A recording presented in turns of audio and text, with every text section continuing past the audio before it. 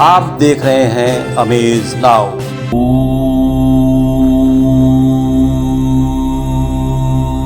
संस्कार ही अपराध को खत्म कर सकते हैं, सरकार नहीं। ये किसी दुकान पर भी नहीं मिलता है, यह अपने परिवार के बुजुर्गों से ही मिलता है, संस्कार। नमस्कार, मैं हूं अरविंद श्रीवास्तव। अमेज नाउ की खास पेशकश आज को वर्ड नाउ में आप सभी का स्वागत है। जैसा कि हम लोग हर बार की तरह इस बार भी आचार्य मनीष मोहन जी के साथ रूबरू होंगे, तो आइए देर किए बिना सीधे हम उनसे मिलते हैं। Chhaparia diabetes and thyroid centre, Chhaparia hospital, Betiahata, Gorakhpur. Doctor Ankit Chhaparia, diabetologist, fellowship in diabetes from royal college of physicians, London and thyroid specialist द्वारा थायराइड के सभी तरह के इलाज और जांच उपलब्ध। डायबिटीज और उसके कॉम्प्लिकेशंस की जांच, इलाज की सुविधाएं उपलब्ध। न्यूरोपैथी की जांच, retinopathy, HbA1c, lipid profile, thyroid function test, hormone related सभी जांचें होती हैं। डाइटिशियंस और वेट मैनेजमेंट की सुविधा उपलब्ध। संपर्क करें Chhaparia diabetes and thyroid centre, Chhaparia hospital, Betiahata, Gorakhpur. Mobile number 8409967738 और 0551796013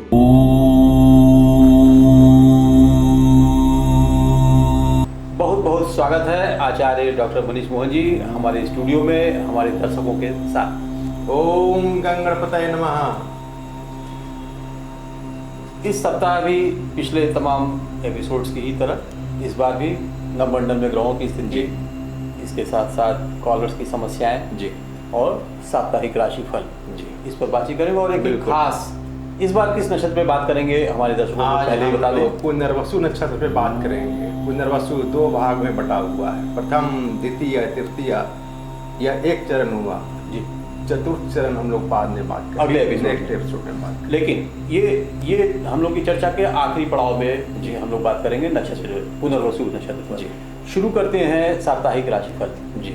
9 मई 2022 से 15 मई 2022 के बीच ग्रह स्थिति इस प्रकार से है।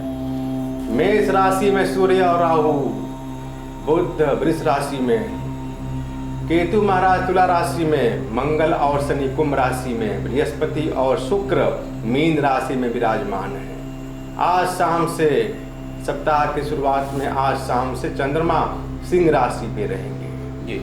इस सप्ताह 12 मई को सभी लोगों के लिए मोहिनी एकादशी का पर्व होगा।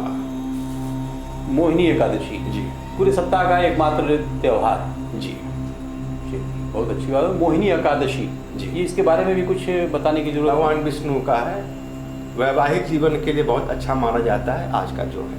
अच्छा जी, चलिए तो अब शुरू करते हैं जो जातकों की साप्ताहिक राशिफल पर हम लोग बात करते हैं जी। मेष, व्यवसाय में लाभ के योग, स्वास्थ्य का विशेष ध्यान रखें, स्वजनों से निराशा होगी, मांगलिक उत्सव में भाग लेंगे।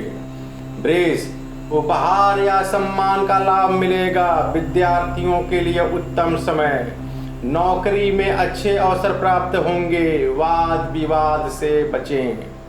मिथुन, रुके हुए कार्य बनेंगे, सम्मान में वृद्धि होगी, भूमि संबंधी में कोई बड़ी सफलता, कोई अतिथि का आगमन होगा, शेयर बाजार में सावधानी से निवेश करें। कर्क, किसी पुराने मित्र से मुलाकात संभव, नौकरी में अच्छे अवसर प्राप्त होंगे, व्यवसाय में सुधार का योग, वाहन सुख के अच्छे योग बनेंगे।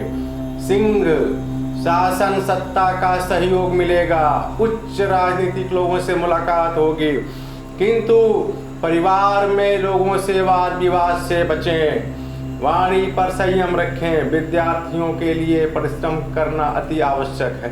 कन्या, मानसिक तनाव से बचें, स्वजनों से विवाद संभव है, व्यापार में लाभ के योग, धर्म में रुचि बढ़ेगी, मांगलिक या धार्मिक यात्रा होगी। जी, ये थी अब तक की शुरुआती 6 राशियाँ जी। इनके बारे में इस समय एक कॉलर हैं जी, ये हैं प्रियंका हिंडोलिया जी, ये संभवतः कहाँ से हैं ये नहीं अभी पता चल पाया है, अभी बताएंगी। जी, वीडियो इन्होंने भेजा है बना जी। और संभवतः ये इनका जन्म स्थान ग्वालियर इन्होंने बताया है। जी। इनको सुनने की समस्या क्या है? जी। मेरा नाम प्रियंका इंडोलिया है। मेरा डेट ऑफ बर्थ 13 जनवरी 1989 और प्लेस घाटी गांव, ग्वालियर MP है। टाइम सुबह 10:05। मेरे 2 सवाल हैं। मेरा पहला सवाल ये है कि मेरी शादी को 6 साल पूरे हो चुके हैं, लेकिन अभी तक कोई संतान नहीं हुई है। तो मुझे बताएं कि मेरी संतान होने का कब तक योग है। और मेरा दूसरा सवाल ये है कि मैं अभी PhD कर रही हूँ, तो मेरी PhD कब तक जमा हो जाएगी? जी प्रियंका जी, आपने बताया आपकी जन्म तिथि 13 जनवरी 1989 सुबह 10:05 ग्वालियर। जी। प्रियंका जी, आपका लगन निकला कुंभ, राशि निकला मीन। आपने प्रश्न किया है विवाह के 6 वर्ष हो गए लेकिन अभी तक संतान नहीं है। दूसरा प्रश्न किया है आपने अभी PhD आपकी कंप्लीट नहीं हुई है। आपकी राशि मीन, उत्तरा भाद्रपद नक्षत्र के 3य चरण में जन्म हुआ है। वर्तमान महादशा शुक्र में शुक्र 22 मई 2024। अभी 13 अप्रैल से बृहस्पति का गोचर आपके लिए बहुत ही फायदेमंद होगा। आप इस 13 महीने में निश्चित तौर पे संतान के अच्छे योग बने हैं। कुछ मेडिकल सलाह आप ले लीजिए। PhD आपकी 16 जून के बाद निश्चित तौर पे सफलता के योग उसमें हैं। 16 जून 2022 के बाद ही उसमें सफलता के योग हैं। आप प्रयास करें। ज्योतिष उपाय में पन्ना 6 से 7 रत्ती का दाएं हाथ की कनिष्ठिका में दिन बुधवार को धारण करें, चांदी में बनवाकर। दूसरा, एक रुद्राभिषेक करा लीजिए दूध से। हरि कृपा। जी। ये आपने अभी बताया 16 जून 2022। जी। यानी कि अभी इनको कम से कम 11-12 महीने। नहीं, अभी 2 महीने, 1-2 महीने बाद से 16 जून, 1.5 महीने बाद से इसी साल PhD में इनको सफलता मिलने शुरू हो जाएगी शिक्षा क्षेत्र में। जी। अब ये कब इन्होंने सबमिट किया ये बताएंगे ना, इन्होंने कब जो है। लेकिन ये है कि यह 13 महीने बहुत लाभदायक है, आप प्रयास करें।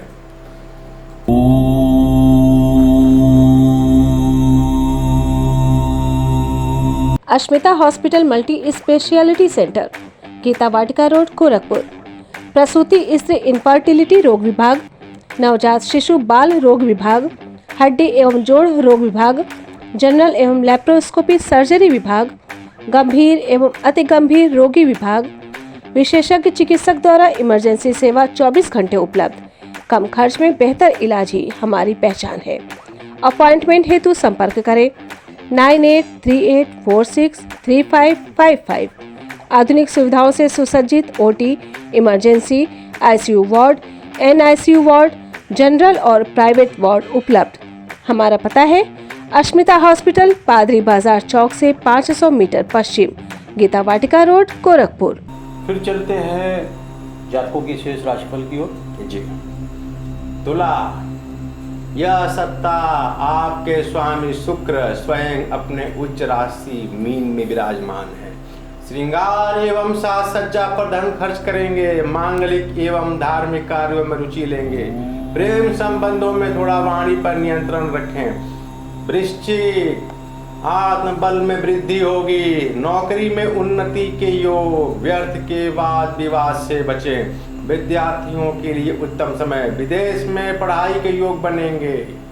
धनु, जीवन साथी के स्वास्थ्य पर थोड़ा ध्यान रखें। अनावश्यक यात्रा से बचें। विकास के नए मार्ग बनेंगे। आंखों के रोगों से थोड़ी सावधानी।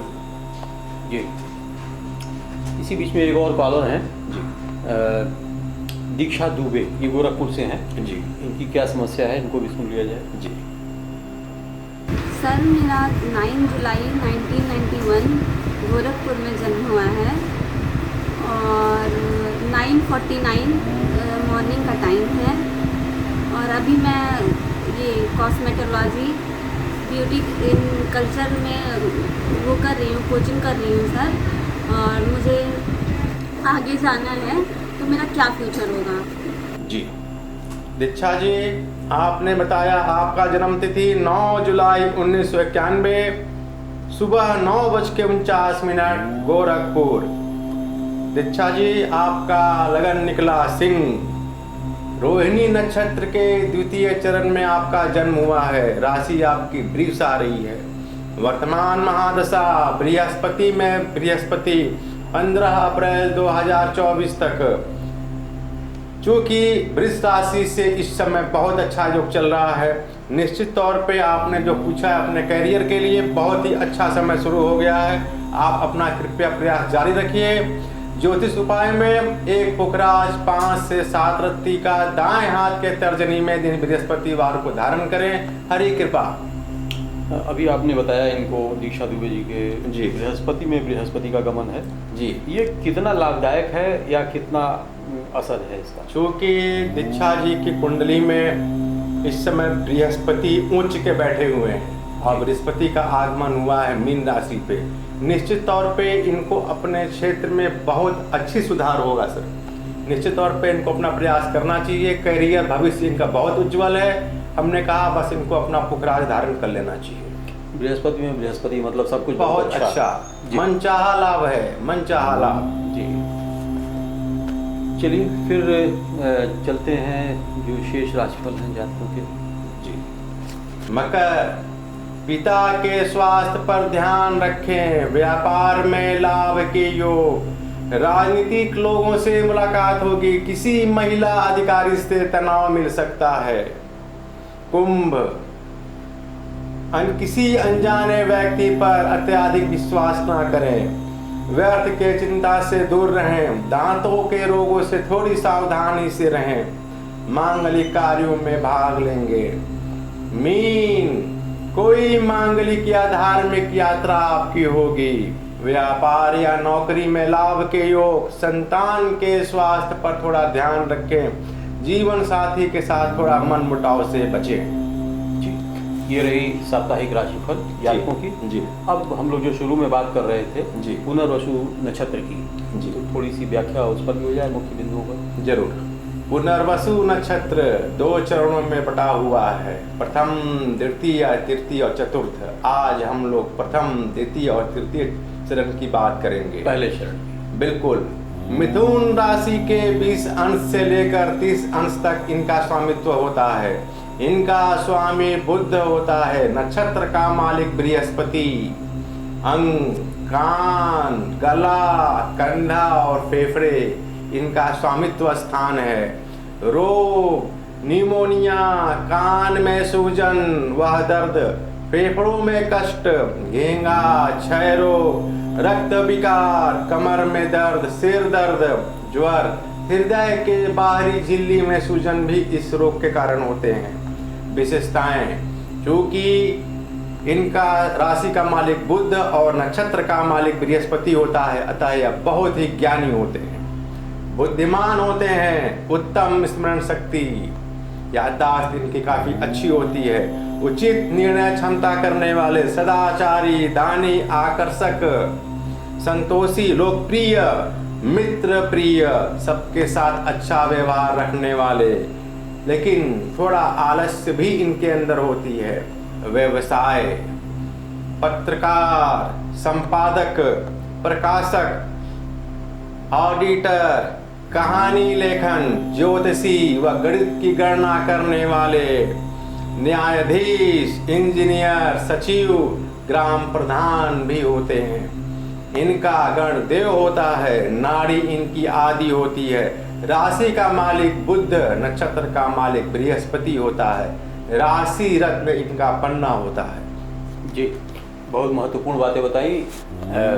पुनर्वसु नक्षत्र में जन्मे जातकों के लिए आपने बताया कुछ परेशानियां कहाँ कैसे कैसे हो सकती हैं, वो भी आपने बताया, और साथ में कितनी इनकी विशेषताएं हैं। ये ज्ञानी होते हैं, उत्तम याददाश्त वाले व्यक्ति होते हैं, जो कि राशि का मालिक बुध और ज्ञान का मालिक नक्षत्र का मालिक बृहस्पति होता है। इस नाते यह नक्षत्र वाले लोग बहुत ही बुद्धिमान होते हैं, उच्च पद पे आसीन होते हैं। बहुत अच्छी बात बताई।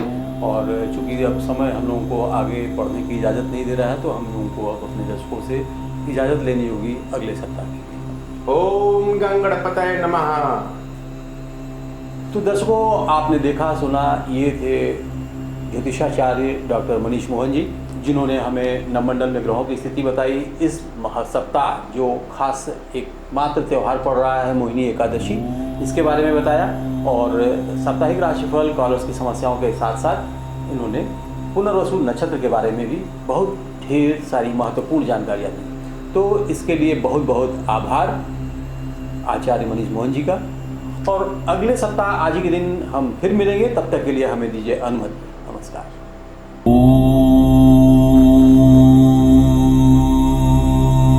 पूर्वांचल में वैसे तो बनारस, फैजाबाद, लखनऊ और गोरखपुर ये वो शहर हैं जो व्यावसायिक दृष्टि से बहुत बड़ी मंडियां होती हैं, लेकिन ठीक बगल में गोरखपुर और फैजाबाद के बीच में कह लीजिए या गोरखपुर से सटा संत कबीर नगर जनपद का बरदहिया बाजार, जो होलसेल की बहुत बड़ी मंडी है।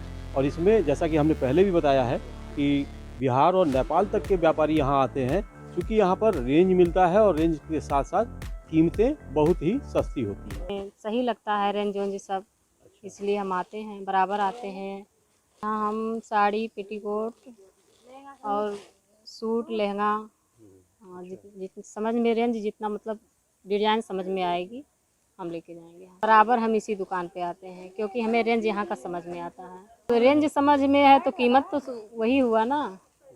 हाँ, रेंज जब समझ में आ रहा है तो कीमत भी समझ में आ रहा है।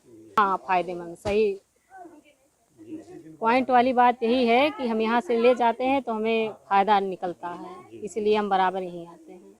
25 साल पुरानी सबसे विश्वसनीय प्रतिष्ठान, सर्वाधिक रेंज वाली सबसे बड़ी दुकान, बरदहिया बाजार में साड़ी और लहंगे की विशालतम रेंज, नए व्यापारियों को विशेष छूट, संपूर्ण भारत में डिलीवरी की सुविधा, 30 किलोमीटर की रेंज में फ्री होम डिलीवरी, बाहर से आए व्यापारियों के ठहरने की उत्तम व्यवस्था, ना बिकने वाले कपड़ों को सीमित समय में वापस करने की सुविधा, एक ही छत के नीचे सभी प्रकार के कपड़े उपलब्ध। मेन रोड बरदहिया में है। मेन रोड पे दुकान है जी। किस चीज़ की? साड़ी की है, मैक्सी है, महिलाओं के महिलाओं का जी। कुछ आइटम बरदहिया से भी आता है, बाकी डायरेक्ट आता है, सूरत से भी आ जाता है, मिल जाता है, मार्जिन मिल जाता है। यहाँ पे थोड़ा सा रेट जो है फायदे से मिल जाता है। मुझे 15 साल हो गए दुकान करते। नहीं, पहले रेडीमेड था, बाद में हमने चेंज करके साड़ी और ब्लाउज, फॉल अस्तर, मैक्सी ये कर दिया। तो दर्शकों, आपने देखा, ये थे होनहार होलसेलर ऋषभ कश्यप, नवदुर्गा साड़ी पैलेस।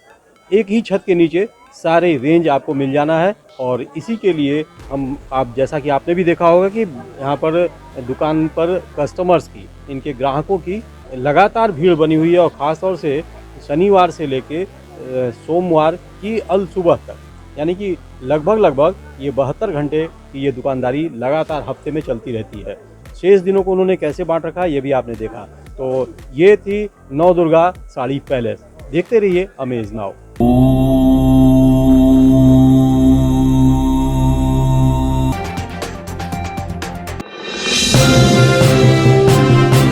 आप देख रहे हैं अमेज नाउ।